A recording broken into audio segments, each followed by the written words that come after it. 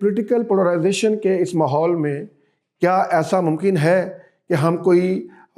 پاکستان کی خاطر، ہم پاکستان کے مستقبل کی خاطر، پاکستان کی عوام کی خاطر اور اوورآل جس مقصد کے لیے پاکستان بنا تھا اس نظریے کے تحفظ کے لیے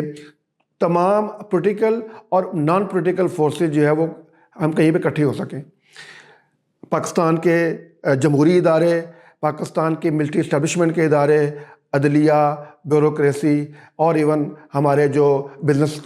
کمیونٹی ہے، کیا سارے لوگ اس بات پر متفق نہیں ہے کہ ہمیں پاکستان کی بہتری کے لیے اور پاکستان کے بہتر مستقبل کے لیے ہمیں اکٹھا ہونا چاہیے اور ہمیں مل کر اس کے لیے کوشش کرنی چاہیے؟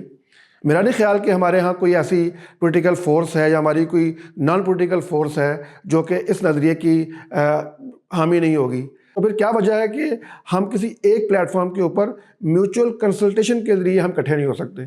آج سے پہلے ہم نے دیکھا کہ سیکنڈ ورلڈ وار کے بعد جب دنیا میں دولت مشترکہ کا کنسیپٹ آیا تو اس کا مقصد یہ تھا کہ مختلف بیک گراؤنڈ، مختلف تاریخی، جغرافیائی پس منظر کی حامل جو اقوام ہیں انہوں نے ایک مشترکہ پلیٹ فارم کے اوپر بیٹھنا سیکھا اور یہ سیکھا کہ ہم اپنے وسائل کو، اپنی افرادی قوت کو، اپنے جو ہمارے پاس چیزیں موجود ہیں، ہم آپس میں ایک دوسرے کی عمومی اور مشترکہ فلاح و بہبود کے لیے کیسے استعمال کر سکتے ہیں۔ تو یہ اس وقت پاکستان کے ایک پولرائزڈ ماحول کے اندر یہ کیوں ممکن نہیں ہے کہ آپ یہ تمام پولیٹیکل فورسز جو ہے، یا کم از کم ان پولیٹیکل فورسز کے اندر جو ہم خیال لوگ ہیں وہ کہیں کسی پلیٹ فارم کے اوپر بیٹھیں اور اس کے اوپر میوچل کنسلٹیشن کے ذریعے کوئی ایک نیشنل کنسنسس ڈیولپ کریں پاکستان کی بہتری کے لیے، پاکستان کی عوام کی بہتری کے لیے، اس کے پولیٹیکل سسٹم کی بہتری کے لیے، اس کے ڈیموکریٹک سسٹم کی بہتری کے لیے، اس کے معاشی مستقبل کی بہتری کے لیے ہم سب لوگ ایک پلیٹ فارم کے اوپر اکٹھے ہو سکیں۔ اس کے لیے سب سے بنیادی جو کام ہے وہ ہے میوچل کنسلٹیشن۔ اس وقت جو ملک کی دو بڑی پولیٹیکل پارٹیز ہیں اور دو میجر پولیٹیکل پارٹیز ہیں جو آمنے سامنے کھڑی ہیں، مسلم لیگ نون اور پی ٹی آئی، ان کے جو لیڈران ہیں، جب ہم ان کی تقاریر سنتے ہیں، جب ان کی ہم گفتگو سنتے ہیں تو ہمیں یہ لگتا ہے کہ شاید ان کے ہاں اس بات کا قطعاً کوئی امکان نہیں ہے کہ ہم کسی ایک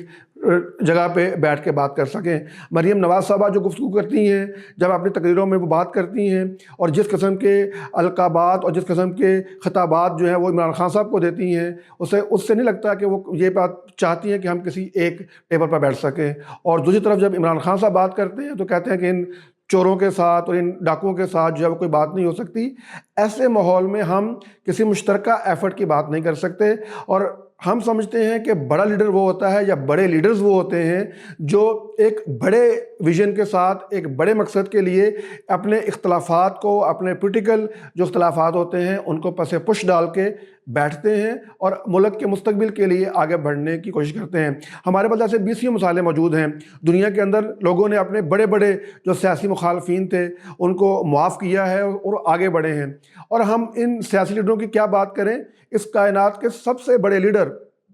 اللہ کے رسول صلی اللہ علیہ وآلہ وسلم نے جب مکہ فتح کیا تو نہ صرف اپنے ذاتی بدترین دشمنوں کو بلکہ اللہ کے دین کے دشمنوں کو بھی معاف کر دیا، عام معافی کا اعلان کیا، فرمایا کہ لا تثریب علیکم اليوم۔ اور جب آپ فتح مکہ میں داخل ہوئے تو اسلام کے اس وقت کے سب سے بڑے دشمن اور سب سے بڑے مخالف ابو سفیان کے گھر کو دارالامان قرار دیا۔ یہ ایک رویہ ہمیں جو سیرت سے ملتا ہے کہ جب آپ کے پاس اتھارٹی آتی ہے، آپ کے پاس اختیار آتا ہے تو آپ اپنے مخالفین کو اون کرتے ہیں، اس کے بعد آگے بڑھتے ہیں کیونکہ آپ کے پاس بڑے مقاصد ہوتے ہیں۔ لیکن بدقسمتی ہماری یہ ہے کہ ہمارے پاس جو لیڈر ہیں ان کے پاس شاید